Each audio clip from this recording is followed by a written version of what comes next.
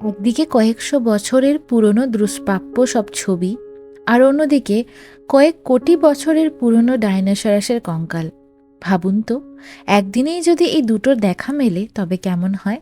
ঠিক তাই আজকের ব্লগে আমরা ওয়াশিংটন ডিসির সব থেকে জনপ্রিয় দুটি মিউজিয়াম এক্সপ্লোর করতে চলেছি। নমস্কার, আমি সুবর্ণা। আমেরিকা উইথ বাঙালিয়ানা চ্যানেলের পক্ষ থেকে একটা নতুন ব্লগে আপনাদের সকলকে স্বাগত জানাচ্ছি। কেমন আছেন সবাই? আশা করি খুব ভালো আছেন। আমিও মোটামুটি আছি। আজকে আমি আপনাদের দেখাবো ন্যাশনাল গ্যালারি অফ আর্ট এবং national museum of natural history. তাহলে চলুন দেরি না করে শুরু করা যাক।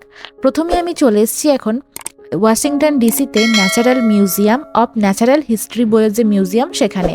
এখানে দেখতেই পাচ্ছেন কয়েক কোটি বছরের পুরনো সমস্ত কিছু নিদর্শন রয়েছে। সায়েন্সের ছাত্রী হই বা না হই, এখানকার ডাইনোসরাসের কঙ্কাল দেখলে কিন্তু আমরা সবাই রোমাঞ্চিত হয়ে উঠি। এছাড়া এখানে পৃথিবীর বিরল সব রত্ন আর পাথর রয়েছে, যার মধ্যে বিখ্যাত হলো হোপ ডায়মন্ড। আমাদের পৃথিবীটা কয়েক হাজার বছর আগে কেমন ছিল তা এখানে না আসলে বোঝা সম্ভব না। এখন আমি আপনাদের দেখাচ্ছি কিভাবে গ্রহরত্ন তৈরি হয়, মানে মাটির নিচে সেই পাথরটা কিভাবে পাওয়া যায় আর তারপরে সেটাকে শেপ দিয়ে কিভাবে গ্রহরত্নের শেপ দেওয়া হয়, সেটাই আপনাদের সামনে এখন প্রদর্শন করছি আমি। সবথেকে আকর্ষণীয় যেটা আমার লেগেছে সেটা হলো এই হোপ ডায়মন্ডটা কিন্তু ভারত থেকে পাওয়া গেছিল। আপনারা কি জানেন সেটা? আমিও জানতাম না, এখানে এসে জানলাম যে ভারত থেকে ওই রত্নটা আনা হয়েছিল তখন 1600 সালের দিকে। নিজের দেশের নামে কিছু শুনলে গর্বে বুকটা ভরে ওঠে, তাই না? দেখুন, এটা সেই হোপ ডায়মন্ড, সেই আমাদের যেটা ইন্ডিয়া থেকে পাওয়া গেছিল সেটা। এবং এখানে বড় বড় করে ইন্ডিয়ার নামটা লেখা আছে, সেটাও আমি আপনাদের দেখাচ্ছি। এটা দেখার জন্য কত ভিড় হয়েছিল একবার দেখুন চারিপাশটা। এখানে অনেক ভিড় ছিল, তাই হয়তো আমি ক্যামেরাটা ঠিকঠাকভাবে করতে পারিনি, বাট যতটুকু আমি দেখেছি আমি চেষ্টা করেছি আমার দর্শক বন্ধুদের সাথে যদি আমি শেয়ার করতে পারি, সেজন্য আমি এটার ভিডিও করতে চেষ্টা করেছি। এটা ছিল সেই হোপ ডায়মন্ড। আশা করি এবার ভালোভাবে ভিউটা বোঝা যাচ্ছে। এটা দেখার পর আমার সত্যিই ভীষণ আনন্দিত হচ্ছিল।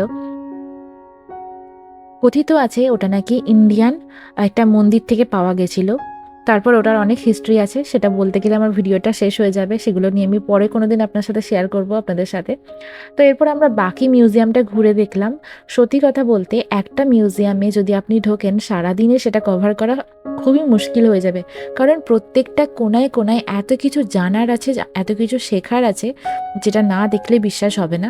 তাই আমি বেশিরভাগটা ভিডিও করতে পারিনি, সবটা আমি নিজের চোখে দেখছিলাম, মানে সেগুলোকে ফিল করছিলাম। এত সুন্দর লাগছিল সেগুলো জানতে এবং শিখতে। এরপর আমরা চলে গেছিলাম ন্যাচারাল গ্যালারি অফ আর্ট।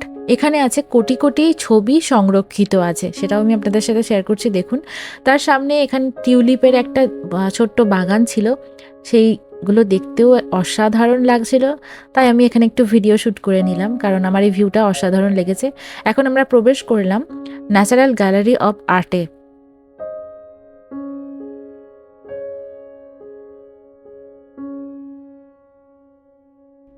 পৃথিবীর বিখ্যাত সব শিল্পীদের আঁকা ছবি আর ভাস্কর্য দিয়ে সাজানো হচ্ছে এই গ্যালারি। এখানে লিওনার্দো দা ভিঞ্চির আঁকা ছবি থেকে শুরু করে আধুনিক যুগের বিমূর্ত শিল্প সবই আছে। যারা শিল্প ভালোবাসেন তাদের জন্য এটা একটা স্বর্গের মতো।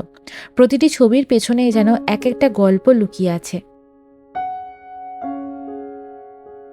বিশ্বাস করবেন না হয়তো, এখানে প্রবেশ করার পর আমি যেন একটা আলাদাই শান্তি পাচ্ছিলাম, মানে মনটা জাস্ট জুড়িয়ে যাচ্ছিল। কারণ এই ন্যাশনাল গ্যালারি অফ আর্টে এক একটা পেন্টিংয়ের দিকে তাকিয়ে থাকলে মনে হচ্ছে যেন আমি একটা অন্য জগতে হারিয়ে যাচ্ছি। আর এত সুন্দর শিল্পকলা নিদর্শন আমি সত্যিই আগে দেখিনি। সব কিছু যেন কেমন একটা ছবির মতন করে সাজানো, কোনো তাড়াহুড়ো নেই, শুধু একটা অদ্ভুত নীরবতা। এরপরে আমরা বাড়ি ফিরলাম। বাড়ি মিন্স ওয়াশিংটন ডিসিতে আমরা যে হোটেলে ছিলাম সেটার উদ্দেশ্যে রওনা দিলাম। সারাদিন ঘুরে টুরে এখন ক্লান্ত, এখন মেট্রো থেকে নেমে বাসের জন্য ওয়েট করছি হোটেলে যাব বলে।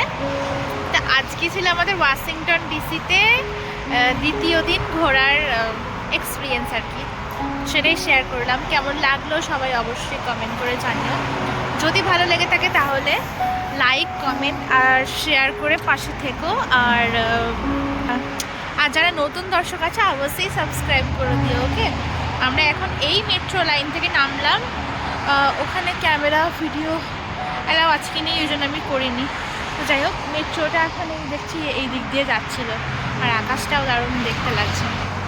টাটা, আজকে ভিডিওটা এখানেই শেষ করছি। সবাই ভালো থেকো, সুস্থ থেকো, সাবধানে থেকো। টাটা।